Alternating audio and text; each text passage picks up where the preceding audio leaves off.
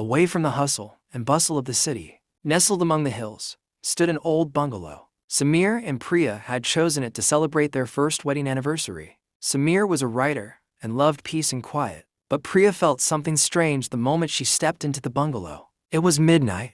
It was raining heavily outside. Samir was sitting by the fireplace in the drawing room reading a book. Suddenly, he heard the faint sound of anklets from the upper floor. "Priya, are you upstairs?" Samir called out. There was no reply. He went upstairs. At the end of the corridor was an old mirror. Samir saw Priya standing in the mirror, but her face was turned towards the wall.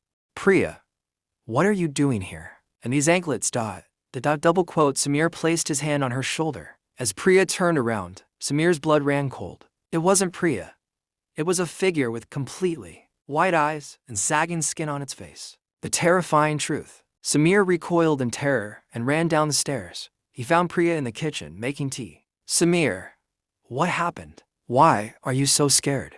Priya asked. Samir, breathless, recounted the incident upstairs. Priya smiled, but it wasn't a normal smile. She said softly, "Samir, you remember? 3 years ago today, we had a car accident." Samir's heart stopped. He began to have vague memories. The ravine, the screams. Priya placed her hand on Samir's hand. Her hand was ice cold. "The doctors saved you, Samir.